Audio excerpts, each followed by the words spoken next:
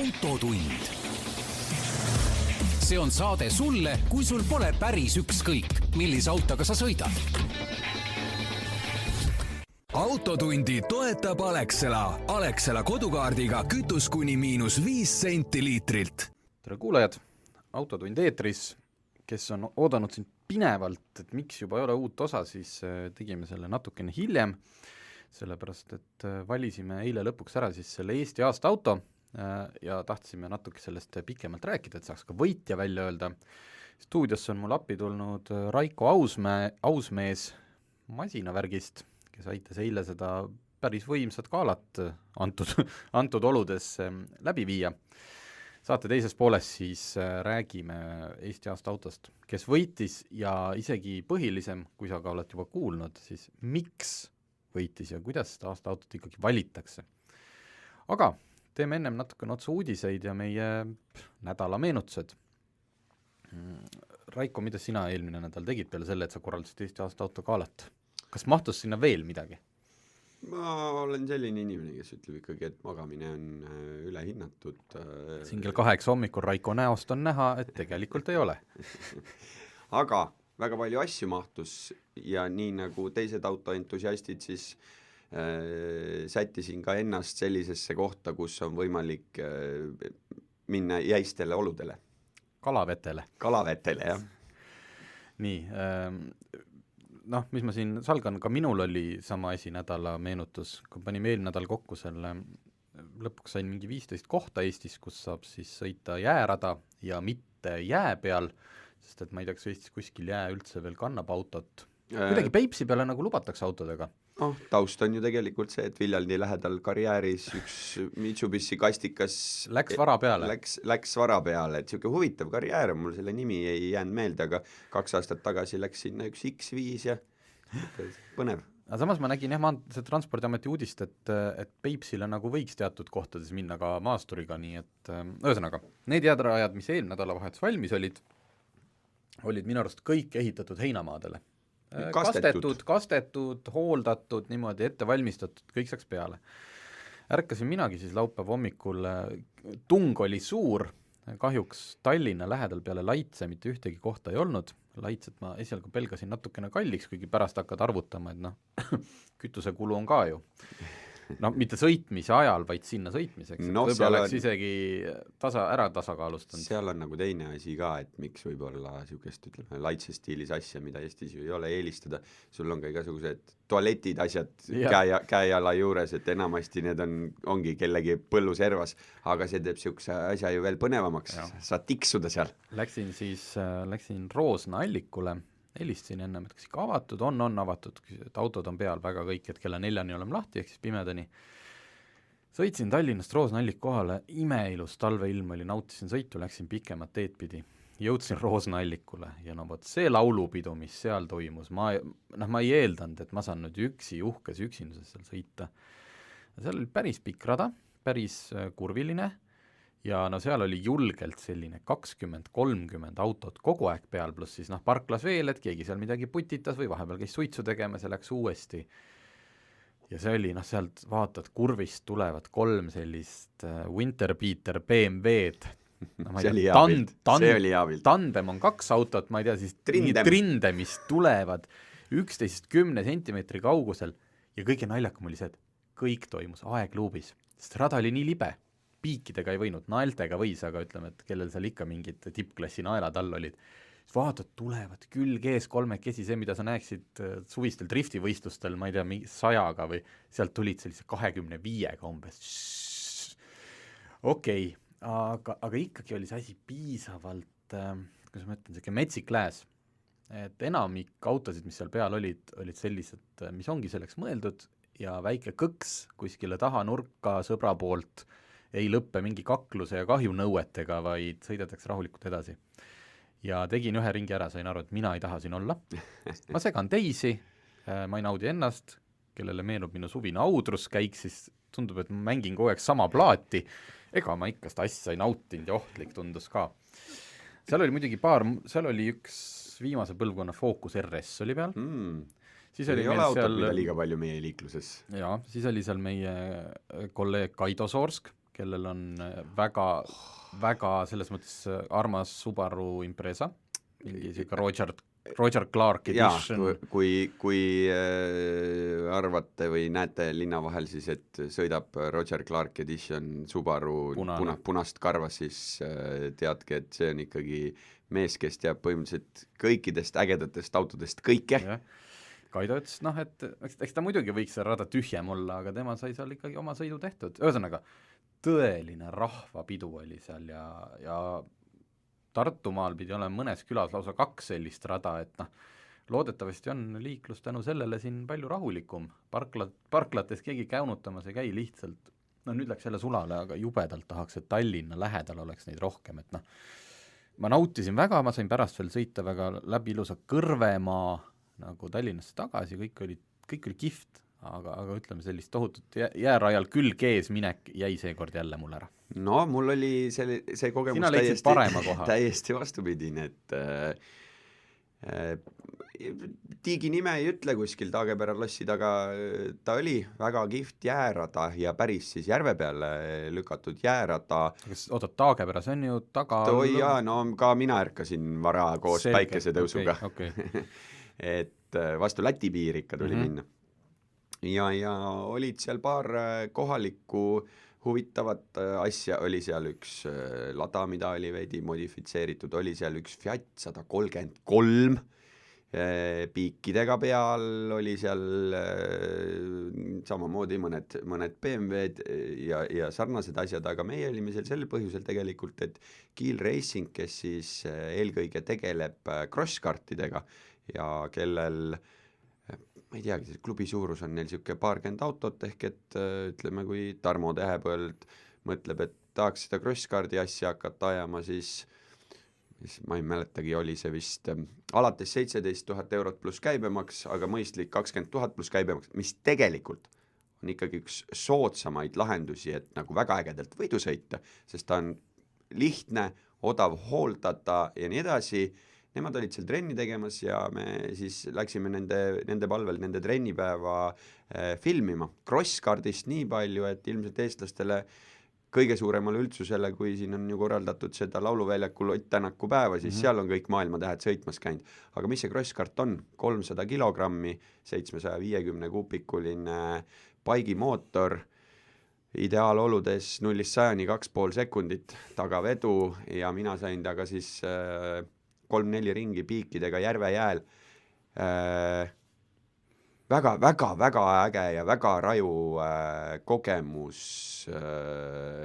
ja selle tagaveolisega siis, kuidas nagu selle võimsusega saab kurvis mängida ja kuidas see jõud sellest paigimootorist nii välja võetakse, et täielikul algajal nagu ei ole väga vahet, et kas ma lähen mingi 3. või 4. käiguga, toimib mõlemaga, aga eks seal võidusõidus kindlasti see, ütleme mitte sekundite, vaid siis juba nende kümnendike tagaajamine ja crosskardil on ju veel see, et tal on ka meeletu vedrustus, temaga saab siis sõita jää, asfalt, rallikrossi rada, ehk nendega ka hüpatakse ja mitte vähe, siis võtad selle asja kokku, siis see on ju siuke head-to-head sõitmine on ju ja kiired ja vaheldusrikkad sõidud, et väga äge asi, ma arvan, et need, kes mõtlevad, et võiks võidu sõita ja tahaks seda autospordis nii-öelda teha, siis see on nagu üks võimalus ja väljund ja seesama laupäev, kuule milline ilm, ideaalne. See crosskardiga, see oli autogeenus algusaegadel, ma olin siis veel kaasautor, kes oli asjast eemal, ma tean, et Hans Lugas vist kutsuti ka, mingi hetk keegi, kes neid crosskarte maale tõi või keegi tegi nagu kutsus ajakirjanikke ühele crosskardi üritusele. Just demosõitudele, jah. Oleks Sooper vist oli kõige kiirem või oli Vabamäe, ega ei mäleta, need kordamööda teevad niisugused asju. See crosskardiga, et kas ostad omale nagu, samas, et ma ei tea, võtaks mingi 325 kapp BMW, eks ju, see päris, võib-olla on alla 17 000, aga samas ta vist ilmselt ei paku selliseid kiirusomadusi ja just see, mis sa ütlesid, et see odavus, et osta on seda crosskarti kallis, aga kui sa sellega nagu, ma ei tea, ümber kukud, siis sa tõstad selle püsti tagasi, et seda on nagu niimoodi ja hooldamine ja tegelikult, mis on oluline, et ega sa selle BMW-ga ju Audrusse mööda maad ei sõida, seda crosskarti saad väikse haagisega vedada, et sa ei vaja mingit ime-eri transporti. Just, et suurte poiste või tüdrukute mänguasi. Väga kihvt ja väga kihvt mänguasi. Aga on see keeruline, selles mõttes haldad ära või on hirmus ka, et nüüd ma ei tea, nagu sind pandaks WRC autorooli ja nüüd anna minna, et tegelikult ei oska midagi teha sellega. Tead, WRC autoga on see kogemus, et küll kõrvalistme kogemus ja mul ei ole kunagi selle kiiruse ees nagu hirmu olnud, et väga hästi nagu Clarkson ütles, et seisma jäämine on see, äkitselt seisma jäämine on see, mis sind tapab, mitte kiirus. Just, et ei midagi niisugust hullu ja noh, mul on siin eelmisest aastast oli üks vahva kogemus veel, niisugune, mis täielik sõiduemotsioon tegelikult. Arno Sillatile sai välja käidud, et videot tahaks teha, et omust annad midagi. See on see mootorispordi muuseum. Just, ja mees ütles, ma vaatan, ja ta andis kass 51 peale ehitatud, siis see oligi kass WRC Liguris tehtud, ja kiirendusomadused selles mõttes, et 0-100 10 sekundiga, aga seda teha nagu veoautoga ja siis laitse rajal tagaveolise siukse asjaga, no pagan, suu niimoodi kõrvut, nii et ega see mina ei tea, iga ühe enda tunnetuse küsimus, et minule kiiresti sõitmine meeldib, aga ohutult selles suhtes. Jaa, ei ma mõtlen lihtsalt, et kas see on niimoodi, et ta nagu hüppab sul käest ära ja nii kui sa et on ta nagu raske talitseda või on seda kiirust või kas tal on ka keskmine ja aeglane kiirus? On, selles mõttes, et äge ongi kurvis nagu see, et sa saad selle algajal on siis võimalik, et sa mängid selle gaasiga nagu on ju, timmid seda kogu seda sõitu natukene, aga kihvt oli vaadata, kui kutid, kes teevad seda Eesti meistrivõistluste tasemel, tal on mingite ringidega see rada peas on ju, tuleb juba sirge peale, pidurdab korra maha ja ühtlase ja mitte väikese hooga ja ühtlase gaasiga võetakse nagu see pikk lauge kurv läbi, seda on nagu nii nauditav vaadata, et eks ma, kui video või jupikesed saavad valmis monteeritud, siis kindlasti jagame ja teeme. Okei, see nädalavahetus nüüd, mis ees on vist väike paus kogu selles jäärajanduses, sest kõik paned kinni ennast selle sulaga, et olla järgmiseks nädalaks, kui läheb külmaks, loodetavasti jälle valmis. Olge maanteedel ka ettevaatlikud, eile oli meil jäävihm. Väga ebameeldiv. Väga ebameeldiv. Nii, aga räägime veel natukene ikkagi autodest või räägime varsti uudistes autodest, räägime kõigepealt kütusest.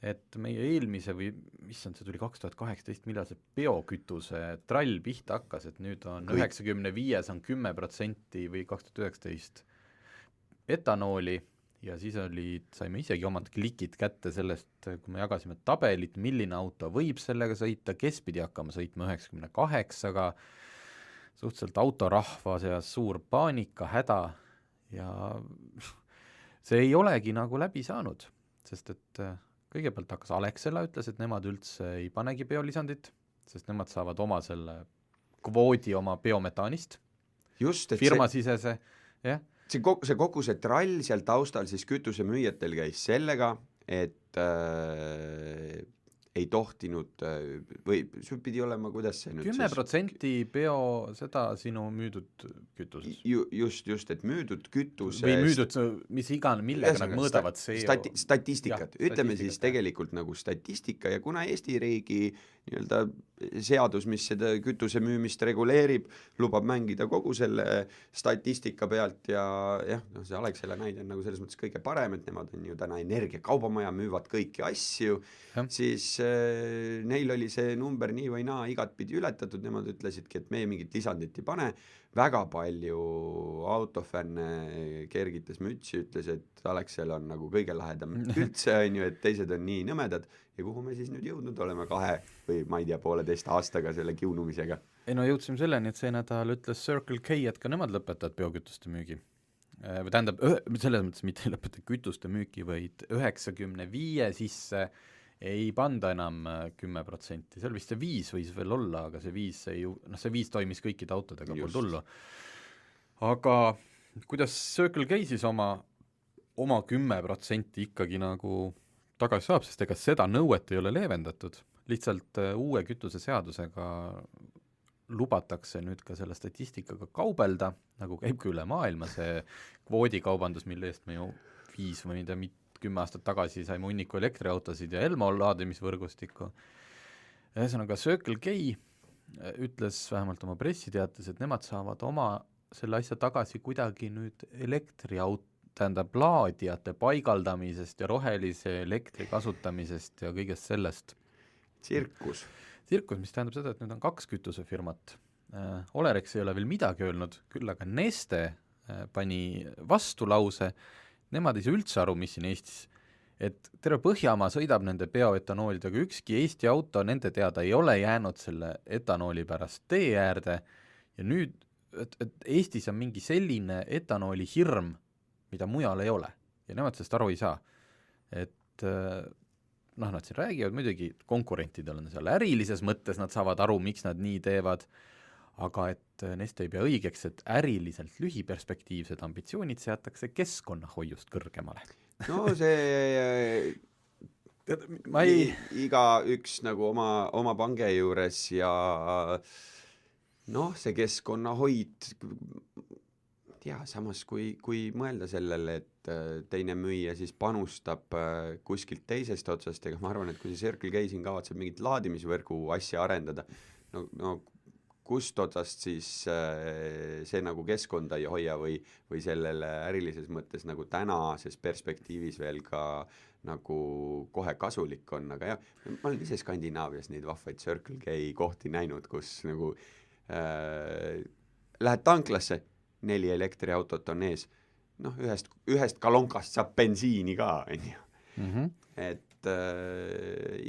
keskkonnahoid on järjest selle autonduse nagu pealetungiv teema, ja me peame kõik päeva lõpuks ju aru saama, et eks muutus hakkab nagu igaühest, aga mis siin nüüd siis on õige või mis siin siis nüüd on vale, seda ma arvan, et ei olegi nii kohe otseselt võimalik otsustada, küll aga jah, Eestis on nagu mingisugune paanika. Ei olegi võimalik, ei ole ka riikide tasemel ja ka suurte autotootjate tasemel see, et Tesla müüb oma kvoote nendele ettevõtetele, kes ei suuda oma CO2, kõik tähendab seda, et kas siis, kui Tesla müüb kellegile kvooti, kas see võtab meil kuidagi siis atmosfäärist CO2, ei võta, siin lihtsalt vahetatakse paberil numbreid, oluline on vaja ju see üldine number, et mitte ei osteta üksteiselt mingit 10, 20 või 60%, vaid kõik lihtsalt võtavadki maha.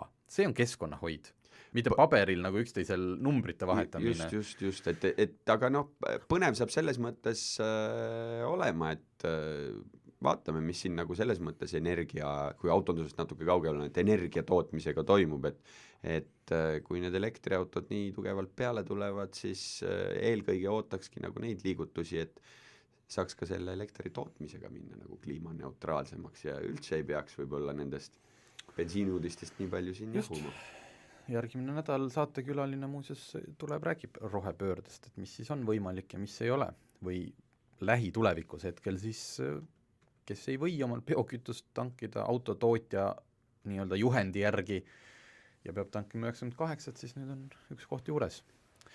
Nii, veel üks põnev uudis oli sõidueksamite vallast, polegi ammu seda teemat kajastanud, kuna eelmine aasta oli üldiselt, see sõidueksamid ju vahepeal üldse seisid, siis oli 4000 inimest ja järjekorda selle pärast, siis tähendab Transpordiamet ütles, et neil ei läinud inimesed nagu, ma ei tea, tulid puhkuselt välja või ei läinud puhkusele selleks, et saaks need 4000 siis, kui piirangud maha võeti, järgi teha, aga meie kõigi elu oleks lihtsam, kui inimesed läheks eksamil ettevalmistunult.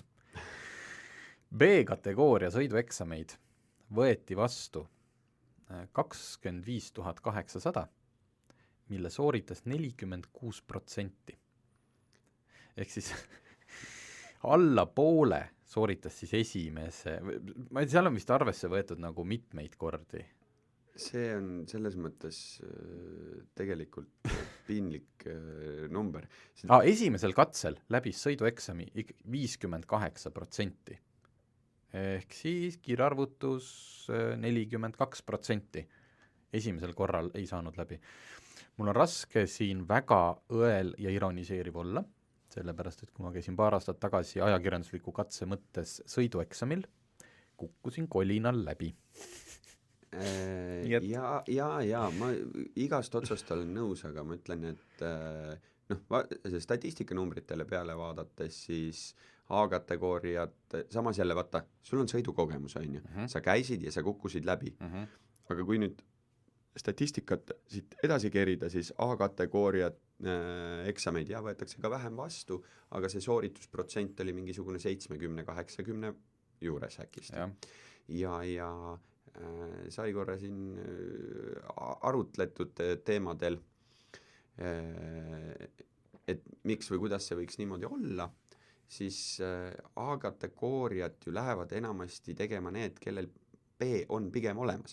Ma tean väga väheseid inimesi, kes on nii, et ma lähen teen mootorrattaload, on ju. Need on pigem noored inimesed, ehk siis B-kategooria on all, lähed A-d tegema, sul on juba nagu ettevalmistuskogemus parem, võib-olla ka nagu mootorratas, kuna see on hobiasi, sa tahad seda rohkem teha. Seda on mulle rääkinud Tarmo Vanamõise ka, et kui kõik inimesed tuleks sellise sooviga, et A-kategooria inimesed tahavad neid lube saada, sest nad tahavad kohe sõitma hakata. B-s on palju selline, ma ju ei saa muidu tööd, kui mul ei ole neid lube ja kõik siuksed asjad. Ja B-s on see ka, et ma sain nüüd 18, ema nagu ütles, et nüüd mine tee load ära. No ja vaata see ka, et see, kes B-kategooriat läheb sooritama sinnamaani, on ühistranspordiga hakkama saanud ja ilma hakkama saanud, on ju, aga see mootorratas on nagu hobi ja päike paistab juba ja teised sõidavad ja mina ei saa sõita, on ju.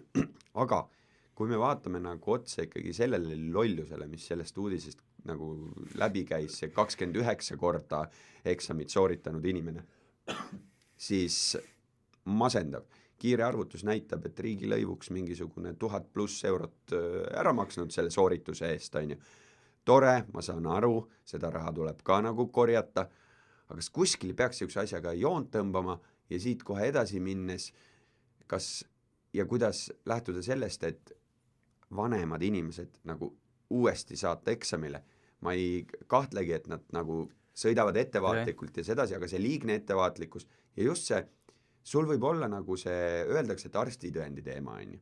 Aga sul võib ju olla hea silmanägemine ja kuulmine ja nii edasi, aga mingid reaktsioonid, asjad, need on nagu nii või naa nii palju pärsitumad ja mis ma arvan kõige olulisem just, olud liikluses ehk see, et inimene, kes sai, ma ei tea, 40 aastat tagasi juhiload versus see, mis nagu täna Tallinna tänavatel toimub, on ju. See on kõik nii palju muutunud, et võiks mõelda, ma ei taha kedagi diskrimineerida, aga ma arvan, et see ei oleks nagu paha idee, aga kui üldist sooritust vaadata, siis 50% juures läbivust, siis see, millest Raiko siin vahepeal rääkis, oli tõesti, et eelmisel aastal käis sõidueksamil isik, kellel oli see 29. katse. 260 kandidaati tegid B-kategooria eksamit 10. korda ja 3600 inimest tegid seda sõidueksamit 4-9 korda oli neil. Selle vanad inimest roolis, ma ei võta siin sõnast, mul on üks hästi tore naabritädi, kes on 95 ja kes vähemalt see suvi veel sõitis oma mossega ja väga kihvt on seda vaadata ja ausalt öeldes arvestades, mis, ühesõnaga. Las ta jääda. Aga meie soovitus, lähete eksamile mingi siiski ettevalmistusega ja mõelge sellele, et te tahate neid juhilube saada, et te tahate liikluses osaleda ja te tahate olla head liiklejad. Ja muuseas see 29. katse ei ole kõige suurem, sest teooria eksamit. Inimene, kellel oli see 33. katse ja see on juba talent. Ma saan tegelikult sõidueksamist, see on täiesti teine olukord, sa lähed närvi, sul on need teised autod ümber, kõik on nii halvasti, sa oled, ütleme, võib-olla närvikava on ka selline, et ilmselt sa ei sobigi siis liiklusse, aga teooria eksamit 33 korda teha on, selle aja peale peaks ju pähe jääma juba. Sa oled kõiki neid küsimusi näinud. Võt, aga mis me siin ilgume, endal load käes, hea olla. Nüüd on oluline neid mitte kuidagi ära kaotada. Mis siis veel? Räägime paar uut autot, mis tuleb. Sorry, ma otsisin, ma ei leidnud meie viimaste nädalate uudistest Porsche Singeri, tähendab Singeri see Porsche maastur. see oli äge muidugi, kui me räägime praegult sisepõlemismootoriga autodest. Aga see on erimudel, seda on ehitatud ühele kliendile praegult 2 tükki, tõenäoliselt maksab see 1 miljon või rohkem, kellel, me oleme seda siin saates rääkinud, tegelikult mul meenus praegult, aga kahjuks ma pean jälle edastama mõned elektriauto uudised. Väiksemate elektriautode hulka lisandub Mercedes EQA, see nädal seda tutvustati, järgmine kevad on see juba kohal, põhimõtteliselt A-klassi, see Maastur, see GLA Jeepi moodi. Elektriajamiga. Me räägime peaaegu, et luuk pärast, mis on lihtsalt natuke kõrgem. Hind algab 47 000 ja läbisõit oli 429. Ma arvan, Mercedes selle raha eest oskab nagu pakkuda piisavat luksust, et kui panna see läbisõit ja hind nagu kuskile joonele, siis ma ei tea, Kona maksab sama palju. Kona maksab sama palju, juba mingi varustusega ID3 maksub sama palju. Peugeot 2008 üle 40 000, okei, kindlasti Mercedesel on see hind alates on just, aga tuleb. Taycan, muuseas, millest tuleb meil pärast veel juttu, Taycan esitles see nädal oma baasmudelit. Kui seniks oli selleks nelikveoline 4S, millest järgmised on Turbo ja Turbo S, nagu kõik on öelnud, täiesti piisab kõigile, aga sest Taycan 4S-ist kiirusomaduste kõige poolest, siis nüüd eriti neile 29 korda eksamit sooritanud. Siis nüüd tuleb Taycani valikusse, märtsis juba on esimesed jõuavad Eestisse ainult tagaveoline mudel. Läbisõidu ulatus, kõik on sama vist, mis 4S-il, äkki isegi rohkem, ma praegult peast ei ütle, aga hakkab maksma või hind alates oli vist 84 000. Jah, Porsche toob, kui senini oli 105, 106, siis nagu ikkagi 10 000 soodsamat elektriautot hakkavad pakkuma ja Tarmo sõnad selle peale, ideaalsed, et kes tahab ja kellel rahakott kannatab, saab rahulikult selle 100 000 kahega korrutada, nüüd sisenemishinda kannatab juba peaaegu 3 korda. Jah, selles mõttes sa paned sinna 84 loomulikult veel asju juurde, ega see ei ole, ütleme, et 100 000 eest hakkab Taycani nagu lõdvalt saama. Absoluutselt, ja kui me täiesti realistina võtame, siis olukordi, kus sul läheb Taycanil vaja 4 vedu, neid ei ole palju, neid on nüüd nende vaatad nende ilmadega õue, siis sügeleb selle Honda E proovimise järele, kus me nagu kuival platsil saime driftida, siis tahaks näha. Nii et selles mõttes Taycan, ja mis on märgiline, Taycan on soodsam oma baashinna poolest vist kui Panamera, mis on Porsche teine 4-ukseline sedan. Mis meile näitab igal juhul seda, et kuhu see autondus siis oma asjadega liigub. Ja paari aasta pärast loodetavasti on näha ka Renault 5 elektriautot, mis näeb välja nagu Renault 5 turbo aastal 1980 midagi. Ma pean selle peale ütlema, et Eestis ühed autoentusiastid ehitavad 5 üles, väga ootan, meestel on see veninud siis mitte elektrikaks, seda turbot. Just seda turbot nii-öelda valmis, ja kui Renault nüüd oma nii-öelda piltuudisega tuli, ega siis esimese asjana, nii nagu ma just mainisin, et tahaks selle Hondaga sõita, see retrostiilis väike elektriauto, tegelikult näeb punk välja. Jah, nii, aga ei lähe me veel saate teise poole juurde, sellepärast mina tahtsin, see on nüüd, kuidas ma ütlen, kunagi töötasin Von Krahli teatris ja seal alati, kui keegi Krahli omadest midagi postitas mõne etenduse kohta, siis pani siin alguses, et promon tuimalt oma kama. Oota, sa lähed libedale teele. Ei, täna juba Tarbijakaitseamet televisioonis rääkis, et ei, tegelikult oma loomingule ei pea panema seda. Nad ilmselt, seaduses võib-olla see veel on, aga tarbijakaitse on televisioonis välja öelnud. Mina näen, Tarmo, tegelikult, et sa oma vanaema autoreisiga siiski täidad oma rahakotti, kogud klikke, seeläbi tööandja nagu paremal järjel. Ma ei tea, kas üldse see artiklite edasi jagamine. Eks paneme #reklaam alla. Ja ei pane sellepärast, tegemist on autogeenuse tasuta looga. Ei nõua sult isegi liitumist. Lihtsalt ma sain oma vanaema reisikirjad, tervitan vanaema, kes on ka vist äkki, 95, jätkuvalt väga hea elu ja tervise juures. Võtsin talt selle reisikirja, mis kajastab 1961. aasta autoreisi Kaukaasiasse. Gruusia, Aserbaidžaan, Sotši, trükkisin selle sisse ja panin teistele ka lugemiseks, põhimõtteliselt ma trükkisin selle sisse minimaalse toimetamisega, nii nagu see kirja pandi, ja püha jumal, vanasti olid ikkagi inimesed rauast ja laevad puust. 21 inimest istusid sakslastelt sõja ajal ära võetud Opel Blitz veoauto kasti, 3 inimest läks kabiini, ehk siis juht ja 2 reisijuhti, ja sõideti ligi 8000 kilomeetrit autokastis, 38 päeva. Kasti oli ehitatud mingi sõrestik, mille peale sai panna presendi, mis vähe aitas, näiteks kuskil serva peal istujaid. Ja sõidetigi, alguses sai sõita 600 kilomeetrit päevas, siis kui kohale jõuti, tulid mäed, selleks ajaks oli auto ütelnud niimoodi üles, et mõnikord liiguti 100 kilomeetrit päevas, sellepärast et radikas läks keema, käsipidur ei töötanud, käigud ei läinud sisse, tolmas, plärises, mürises ja inimesed sõitsid, käisid ära Gruusias, käisid ära Aserbaidžaanis, tutvusid kultuuriga.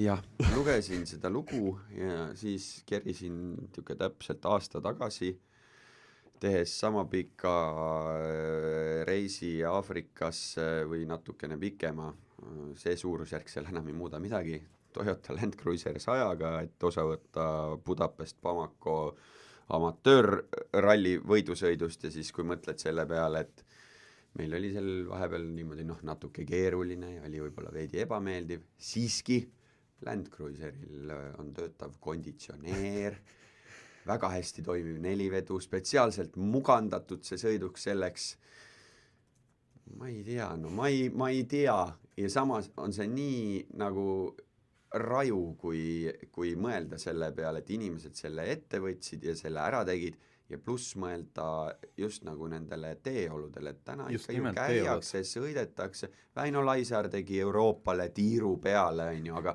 ta sõitis mööda teid 61 aastal ja vaatad seda nagu, et kuhu jõuti, ma isegi ei kujuta ette, aga ärme nüüd siis nii palju aega tagasi mine mulle lihtsalt, et ma olen nagu selle motorispordi fänn, siis mul on siin Instagrami feedis ka mõned pildid tagasi, üks pilt aastast 88, mu isa oli Ott Vanasel ja mehaanik ja kuidas siis sõideti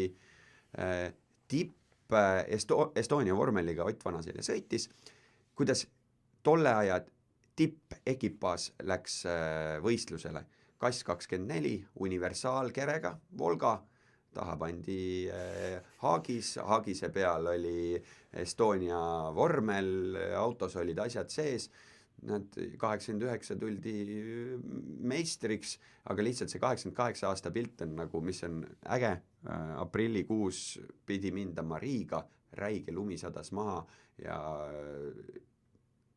sõideti sedasi öössel siis tagasi, sest võistlus jääb ju ära, aga ma ei tea, 60 aastat tagasi kastis, kastis 8000 kilomeetrit. Mõnes mõttes, kui keegi mulle ütleks, et kuule, Raiko, mis sa arvad, kui siis kui selle aja nagu leiaks, siis vaid helnat prooviks, eks ju, võtaks kuskilt kellegilt, ma ei tea, kas 51 võib-olla mitte päris. Tead, mis oleks ainult meie eelis või? Sõidad need 2000 kilomeetrit ära, kui tundub ikka väga kehva lähima lennujaamaga ja koju on. Kuule, isegi siin loos lõpuks tagasi tulles öeldi, et kaalutakse Novorossijskis, kust on Eestisse ikka veel päris mitu tuhat kilti tulla, et läheks äkki lennukile, aga toredad 21 inimest, neil hakkas autojuhist kahju, et kuidas nad selle romuga selle vaese mehe sinna keset Venemaad jätavad, nüüd jumal teab mitme nädala pärast. Solidaarsus ja sõprus. Just, kui reis hakkas 10. juulil, siis 15. juuli on eks tehti ka alguses nagu me Euroopas käime, et alguses sõidad nagu pikemad päevad, et pärast saaks niimoodi nautima hakata. Mäed ja asjad ja kõik. Jah, 15. juuli oleme Rostovi lähistel, sellest sõidust ning loksumisest tüdinud. Minu tervis on hea, aga mõnigi on juba madratsi virnal pikutanud palaviku või seedimisrikke käest. Kokku sööme üldse päevas ainult korra. Hommikul ei söö, lõuna on kella 16 paiku kusagil restoranis jutumärkides, õhtul nosime niisama, mis õnnestus päeval varuda. Ühesõnaga nagu, püha jumal, nii see läheb siin edasi, siin on muuseas kastis oli, eks ju, pinkid, ääresid pingid, madratsid pandud ja iga päev istuti üks koht edasi.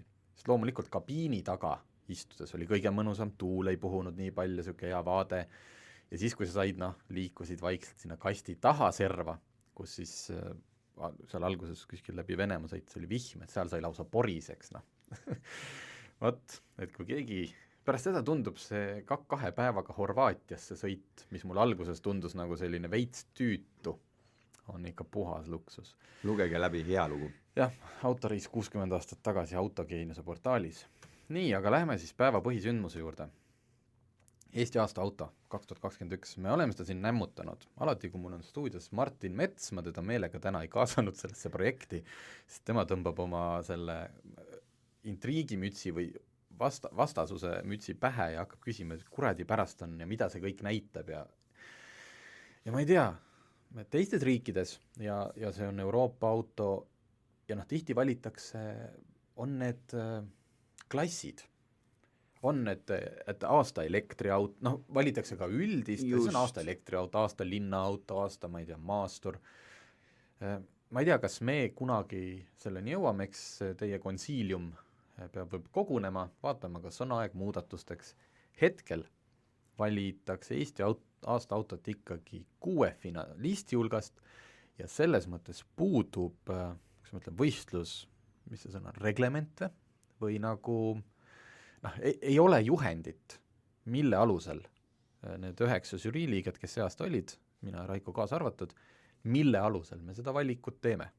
Et anna punkte hinna järgi ja siis anna punkte, ma ei tea, võimsus, mulle see on nii subjektiivne, see on lihtsalt subjektiivne. Mulle meeldiski, kui Tarmo käest küsisin, videos on see maha, et Tarmo ütles minu subjektiivne arvamus. ja see subjektiivne, inimeste subjektiivne arvamus on nüüd kokku liidetud ja välja öeldud. Just, aga mängime sest mängu, et meil on mõned kuulajad ja võib-olla ongi, kes ei tea, mis oli tulemas, alustame 6. kohast. Ma alustaksin korraks, läheks hüppaks ajalukku ja ütleks, et kui vaadata eelmist 20 aasta siis Eesti aasta autodele pilk peale visata, siis kõige rajumad autod 2006 aasta 3. seeria BMW, 2019 aasta Kia Stinger, aga muu valiksin Peugeot 206, Renault Laguna, Renault Twingo, Volkswagen Golf, Škoda. Aga näiteks Renault Twingo on samamoodi raju auto. No funky. Ta on funky, selles mõttes ta ei ole selline auto, et mille sa ütled, et annad igaühele ostusoovituse, jah, igaüks võis seda osta, sest see oli nii pagana odav. Ega kõik ei taha sõita mootorpagasnikus. Just. Samas on ju Porsche mehe tunne veidi. Siis vist ei olnud muidugi Twingol mootorpagasnikus. See oli just see versioon. See oli see versioon. Okei, väga huvitav. No võt, nii, Eesti aasta auto 2021 6. koht. Paljude arvates oli see kindel võitja. Paljud arvasid, et neil on selles mõttes õigus, sest tegemist on müügitabelite hitiga. Ütle välja. Jaa, ma vaatasin siit kiiresti, et Škoda on varem 4 korral Eesti aastaautoks tulnud, mitte küll kordagi Octavia ja ei tulnud ka seekord 6. koht Škoda Octavia ja me tegelikult räägime ka nendest punktidest, aga 26 punkti, me võtame hiljem seda natukene siin käsitleme ja arvutame. Ma siis sinule niimoodi läheme, paaritud arvud jäävad sulle. Elektriautosid sellel aastal ju saame öelda, et põhimõtteliselt 3 tükki finaalis, sest finaali jõudnud Peugeot 208 pakub elektrit, bensiini, diislit ja tegelikult kui nende autodega sõita, siis ka Toyota Yaris liiga tihti mootorit käima ei pane, hübriid, aga 5. koht. Oota, ei lähe 5. koha juurde, ma tahtsin korraks Octaviast rääkida. Sa tahtsid veel Octaviast rääkida? Ma tahtsin rääkida sellest, et ma ei tea, kas me hakkame oma isiklikke punktitabeleid siin või järjestusi ette lugema, võib-olla mitte, aga ma ütlen, miks Octavia on 6. kohal, miks ma arvan, et ta on sellepärast, et jah, ta on kõigi lemmikauto. Jah, ta on väga mahukas, eks ju, kõik sul on väga turvaline, aga Octavia tegelikult oma nüüd uue põlvkonnaga ei toonud peale selle lollaka puuteekraani, kus sul on kõik nupud, ka kliimaseadme nupud on viidud sinna ekraanile, ta ei viinud nagu Octaviat 3 taset edasi. ta ei teinud Octaviaga väga, imet. väga oluline, väga oluline asi, et tegelikult ongi see, et subjektiivses arvamuses on hästi palju sees seda, et eelkõige nagu versus eelmine põlvkond, versus mida autoturule pakutakse.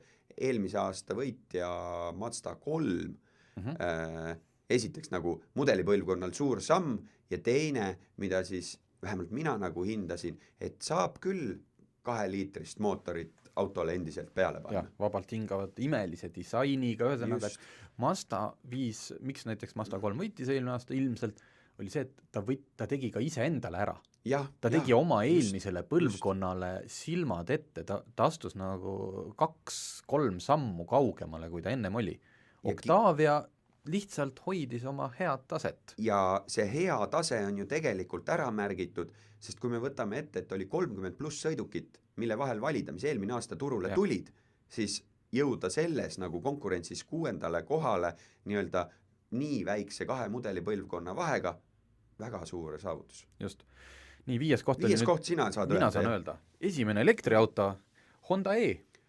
Ja täpselt ta asubki väga õige koha peal, ta on ju sisuliselt Eesti aasta auto top 5. Just. Küll viimasel kohal top 5, aga mis minu jaoks, kõik teavad, tal on tugev disain, ta on jumala funky, kõik need asjad, mis tagavedu ja mis minul puudu jäi, oli ikkagi see, et ma ei ole autoinsener, aga kui äkki ikkagi oleks saanud sinna panna natukene, et meil käis siin paar saadet tagasi Sass Henno, kes selle omal ostis, kes sellega igapäevaselt sõidab, nüüd peaaegu juba 6 aega, sõidab nii, et ei ökota otseselt küll, ja ta ütles reaalselt see range, sõiduulatus ei ole palju üle 100, pigem alla 100. Ja minu jaoks see on lihtsalt dealbreaker, ma ei suudaks elada autoga.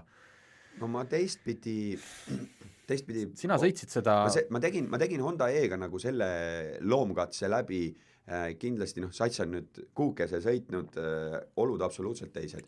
Minul kõige madalam temperatuur, kui ma selle autoga sõitsin, oli seal mingisugune +5 ligi, ehk ja päevasel ajal. Ja kõigile nagu neile skeptikutele, kes räägime siiski sellisest range'ist 200 siis on ju. No räägime 200. Räägime 200-st, ma sõitsin 205 või midagi sellist selle masinaga ära on ju, ja panin selle auto nendesse oludesse, kuhu ta kuulub, panin ta linnaoludesse, ise elan linna lähedal, ja selle kilometraaži läbisõitmiseks linna keskmistel kiirustel kulub sul 8 tundi, ja teine asi, minu päev oli tol päeval, kus ma hakkasin täiesti täislaetud Honda E-ga sõitma ja kui ma veeresin koduhoovi kilpkonna märk ees, kriipsud ees, 16 tundi.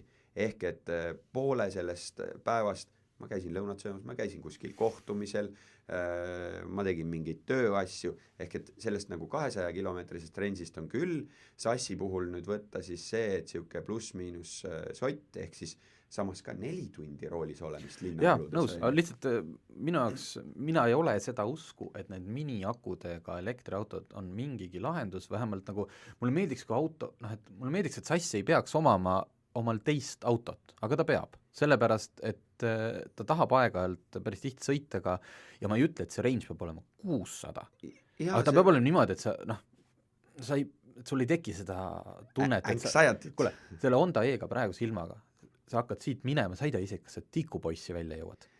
aga võta... Ja sellepärast on ta 5. kohal. Sellepärast on ta 5. kohal, aga mina ütlen, et ta ei peagi tikupoissi sõitma. See auto ei pea sõitma tikupoissi. Ta kas saab sõita tikupoissi, aga ei pea sõitma. Nii, koht number 4. Toyota Yaris 33 punkti. Honda E 32 punkti, Toyota Yaris 33 punkti. Just, et kui Octavia 26, siis ta on nagu seal 6. kohal ausalt. See on kõik 9 liiget ilmselt ei, arvestada sama, mis meie. Väga hea auto, aga mitte midagi nagu erilist, et ta ongi ära teeninud selle finalisti koha. Yarise puhul jällegi see, et kui keegi ei tea täpselt, milline on uus Yaris, milline oli eelmine Yaris, võta need 2 tükki, pane kõrvuti. Mina ütlen, mida mina saan öelda Toyota Yarise kohta. Toyota disain ei ole minule olnud viimastel aastatel nagu meeltmööda, on ju. Nõus. Yaris meeldib.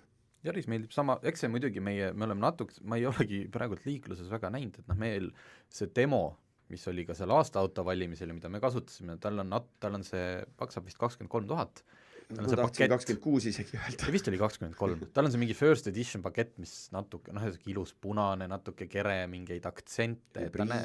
Kõik muud asjad. Et just, et Yaris astus oma uue mudeliga ka iseendast tükk maad edasi. Ja see, et tal on väga mitmekülgne mootorivalik, taustal kõlab, eks, et tegelikult on see täiesti teine auto. Lihtsalt üks auto veel kannab nime Yaris, mis seda žürii muidugi otsust ei mõjutanud, sellepärast, et me olime hääled ennem ära andnud, kui see auto üldse meieni jõudis, välja arvatud Raiko Ausmees, kes sai sellega sügisel korraks sõita. Aga see oli mingi eeltoote auto, see nagu nii logises ja kolises.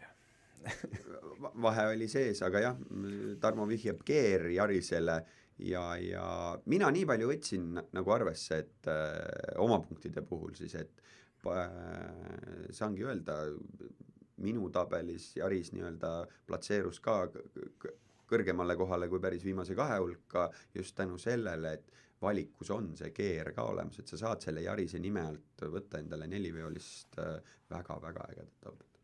Jah, järgmine koht, kui kolmas koht, kui meenutame, Honda E oli 32 punkti, Yaris 33 punkti, siis kolmas koht on 34 punkti ja Peugeot 208. Ja siia sisse käib ka E208. Ja 208 puhul ongi. Jah, 208 sai tegelikult juba eelmise aasta selle Euroopa aastaauto tiitli, Eestis ta lihtsalt jõudis umbes paar nädalat liiga hilja, et ta oleks saanud olla eelmine aasta Eesti aastaauto valikus. Me oleme sellest autost ka nii palju rääkinud, inimesed on seda tänavatel näinud, samamoodi jälle edasiminek iseenda suhtes, kogu väike autode klass, lisaks see, et mis me oleme harjunud, et prantslased on niisugused plastised ja igavad ja odavad, Peugeot näitab, et ei ole, sellepärast, et nad on niivõrd tugeva sammu oma interjööri ja kõigega ja miks ka mina panin ta Yarisest ettepoole, on see sama, et nad on nagu väikeautodena võrdsed, lihtsalt 208 on valikus täiselektriline versioon. Bensiin, diisel, elekter. Just, et sul on valiku võimalus, lihtsalt, et Peugeot on nagu läinud seda teed. Vabandust, kas ma ütlesin, minul olid paaris arvud. Mina saan järgmise öelda. Sina saad järgmise öelda. Nii, 208 oli 34 punkti. Just, 36 punktiga teisel kohal Land Rover Defender. Minu puhul mitte mingisugust kahtlust, ma olen maasturite fänn, tahaks kõigile nendele inimestele teha loengu, kes ütlevad, et Defender ei ole enam Defender, ja võib-olla mõnes mõttes ongi pigem tema siis Discovery niuke järglane ja kannab Defenderi nime, aga samas ma olen käinud Defenderiga nüüd oludes, kuhu tegelikult oma maastikuvõimekustest, mul on olnud võimalus ka, põikan täitsa teemast kõrvale, Porsche Cayenne'iga käia maastikurajal ühe koolituse raames. Ja Porsche Cayenne'i maastliku suutlikkus, õhkvedrustus, tõstetav ja nii edasi, ma arvan, et ei olekski kahtlust, kui panna ka mõlematele nagu võrdsed rehvid ja mida iganes, et seal nüüd mingi üks või teine kuidagi parem oleks. Ja Defenderis on nagu rohkem seda tahet olla maastur, on ju. Aga sa ei läheks ühegi teise Saksa maasturiga sellistesse kohta ja ei mindagi, ega ei lähe see Defenderi omanik ka, aga ma võin kõigile kuulajatele öelda, et tõesti tulid need esimesed külmad, ma käisin nagu väga-väga rasketes kohtades selle masinaga ja ma jäin kinni, sest ma vajusin läbi siukse paksu jääkihi ühes mudaaugus, kus siis tuli autot veidi järgi aidata puhtalt kasutaja vea tõttu ja ma ütlen ausalt, ma olin ka mures, et kuidas ma lähen esindusse tagasi, on ju, astusin uksest sisse, ütlesin, jäin kinni, vaadake auto üle, andke mulle teada. See asi lõppes sellega, et kriimud velgedel ja vaatasin ise ka selle põhja üle, tegelikult need materjalid on nii ägedad.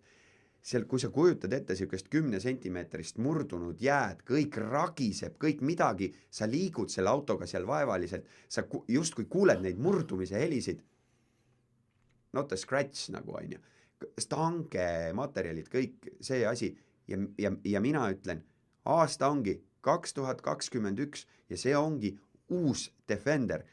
Vana Defender, rool natuke peal viltu, pedaalid ei asetse sinu jalge all otse. Jube äge auto sõita üks päev, aga selle Defenderiga sõidaks teine päev, kolmas päev ja teise nädala otsa. No näed, jah, midagi vastu ütlegi. Ongi Defender tegi valmis auto, mida ta pidi tegema. Ja ootame James Bondi filmi. Tahate? Tahad jah, ma sain just uudise. Nii. Järgmise James Bondi filmi esilinastus lükkus koroona tõttu uuesti pikalt edasi. 2. aprilli asemel jõuab film kinodesse 8. oktoobril. Vabandust, ma rikkusin su tuju nüüd otsesaates ära. Mitte päris otsesaates, aga... Noh, tead. Küll ta tuleb. Ega ta tulemata jää. On ennegi asju, mida on oodatud kaua. Just. No nii, esimene koht. No siin enam saladust ei ole, kes vähegi kursis finalistidega on. Ja see on ma tulen korra tagasi selle James Bondi juurde. No. Ei tea, kas Land Rover nagu filmitootjatelt seda sponsorraha tagasi ei küsi või? See oli ju kind of nagu lantseerimisega seotud. Ja, no võt. No võt. Esikoht. Porsche Taycan. Ja rahvas tõuseb barrikaadidele. Mis aasta auto on Porsche Taycan? Just rääksime, hinnad algavad nüüd juba siis 84 000. Kuule, Porsche saigi sellest aru. Tõi kohe hinna alla. See auto, millega me kõik siin oleme sõitnud, maksis umbes 160 000 koos varustusega. Ühesõnaga, et millest me räägime? Keegi ei jaksa ju osta 100 pluss 1000 autot, välja arvatud need 24 inimest, kes juba sõidavad Eestis Taycaniga. Ei jaksa jah, ei peagi jaksama ja ma eile pidin seda mitmes interneti kommentaariumis selgitama, et millest me seda sektsiooni siin ka alustasime, see on täiesti subjektiivne, see ongi see, et mõnikord võidab auto, mis on teinud väga suure sammu, mõnikord on lihtsalt selline mängumuutja ehk game changer ja Porsche Taycan eelmine aasta muutiski seda mängu. Ta läks Tesla mängumaale, lõi ukse jalaga lahti ja tegi mitu korda parema auto kui Tesla.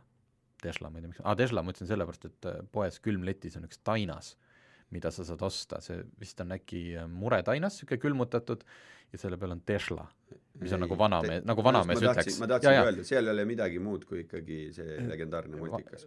Ostin lastele Tesla. Just. Võt, et jah, Taycan on ka Teslast kallim, aga põhimõtteliselt... See on parem auto ka. No see on ikka väga palju parem. Taycan näitas seda, et kui me tõesti oleme sinna elektrisse suundumas, ükskõik kas see on 5, 10, 15 või 20 aastat, olenevalt millise entusiasti või inimesega me räägime, et kas me räägime mõne elektriauto fänniga või Akido Toyotaga, siis need aastad on erinevad, aga sinna me oleme suundumas ja Porsche Taycan lihtsalt näitas, et ka seal võib olla äge, lõbus ja väga hea auto. Et see, et mind elektriautod südant pahaks ajavad, ei ole kellegile siin enam uudis, aga see ei tähenda seda, et Porsche oleks nüüd halva auto. Et nii ongi ja sellepärast saigi, kui Defenderil oli 36 punkti, siis Taycanil oli 37 punkti. Et napikas. Ma kiiresti vaatan ka neid kommentaare siin, mis inimesed on. No ära hakka. Auto peaks ju ka aasta müüdum auto olema. Ei ole, võt just nimelt, selleks on müügi edetabeli. Muidugi kohe vaidlevad, inimesed kohe vaidlevad, väga elav arutelu, kindlasti hea auto, aga valiku üks kriteerium võiks olla hinnalagi. Paljud jõuavad osta endale üldse üle 100 000 maksvat autot. Võt see oli üks argument, mida mulle on ka alati meeldinud selle puhul kasutada, et meil ei ole mõtet valida hinna järgi aasta autot sellepärast või nende praktiliste parameetrite. Selle jaoks ongi 2020 aasta müügi edetabel. Toyota RAV4, Škoda Octavia, meil ei ole mõtet ju teist samasugust edetabelit teha. Meie saame oma nagu vaatepunktist, ehk siis autoajakirjanikud, kes on sõitnud aasta jooksul ikkagi väga paljude autodega valida, nagu midagi natukene teistmoodi. Ja samas mina ütlen seda, et kui järjekordne hall diisel metallik võidab selle, siis on ju see teine leer, on ju. Midagi nagu lahedamat ei osanud sinna panna. Sõidan iga päev. Ühesõnaga, eks me peame seda oma valikut, see on ju meie kollektiivne vastutus nüüd siin õigustama veel palju. No, siin on ka poliitikasse mindud, et jaa, nüüd saavad juba ju kõik eestlased seda hakata ostma, sest et meie uus peaminister lubab rikkuse õuele tuua. Last alla. Varsti jõuad sa selleni ka, et me saime raha kuskilt kelleltki. Jah, räigelt. Okei, ärme elutse.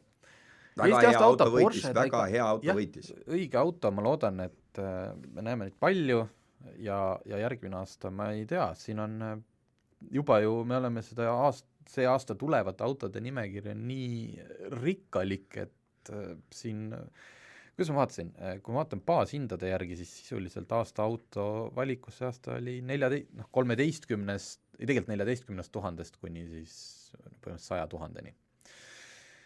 See aasta tuleb see ilmselt samasugune valik. Aga see on alati nii olnud ja see jääbki niimoodi, et jah, kui ma siin seda sisse juhatasin rubriiki, et just kui nagu need kõige-kõigemad on olnud, või et premium on ju, et BMW 3 ja siis meelitasin siin nüüd Kiat, aga et Kia Stinger on tõesti, see oli ka nagu siuke vau. Aga täpselt samal põhjusel, miks Kia Stinger võitis ka tegelikult praegu Porsche Taycan. Just, et kui mul praegult, mis mul meenub, mida varsti peaks juba Eestis näha saama näiteks, ma ei tea, kas ta nüüd Eesti aasta autoks saab järgmine aasta, aga Mersu S-klass. Kui see on tehtud selline auto, nagu me oleme näinud praegu meediast ja niimoodi, siis jah, see maksab ka kindlasti 100 000 pluss, aga kui Mersu on viinud oma S-klassiga luksusklassi täiesti järgmisel tasemele, mida me veel ei tea, kas on, siis miks ta ei oleks ära teeninud Eesti aasta autot? Sest tegelikult premium autode tootjatel on päris hea siukene kuklasse hingamine, et kui võtad need teised kõik, kes teevad ka juba ju premiumi lähedast autot, no võtame selle sama Peugeot interjööri, väga hea interjöör, väga nagu premium klassi interjöör. No ja mida siis peabki see sakslane tegema? Ta peabki tegema midagi, vabandust, Peugeot 208 versus S-klass, et ei võrdlegi, aga millega sa siis turule tuled, Praegu ongi igasuguste piltide info põhjal, see S-klass on, see Mercedes S-klass on midagi sellist, mida kunagi olid võib-olla mingid Bentley'd, Rolls-Royce'id. Jah, just. Aga see punktindus näitas, kui põhimõtteliselt 32 kuni 37 punktini oli top 5. Ja. Et see näitab seda, et žüriil, kas sina nägid seda statistikat, et kõik autod said vist esimesi ja kõik said viimaseid kohti või? Põhimõtteliselt oli ta niimoodi seal mingid väiksed üksikud erandid, ja kui see maksimumskoor saab seal kuskil 60 juures olla ja keskmine on 30 juures, väga-väga ühtlane häälte jaotus, mis mõnes mõttes on ju ainult hea, et see ei olnud niimoodi, et kõik nüüd arvasid, et see ongi. Jah. Aga tõmbame see otsad kokku ja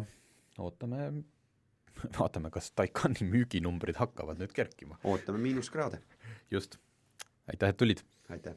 Autotundi toetab Alexela. Alexela kodukaardiga kütus kuni -5 senti liitrilt.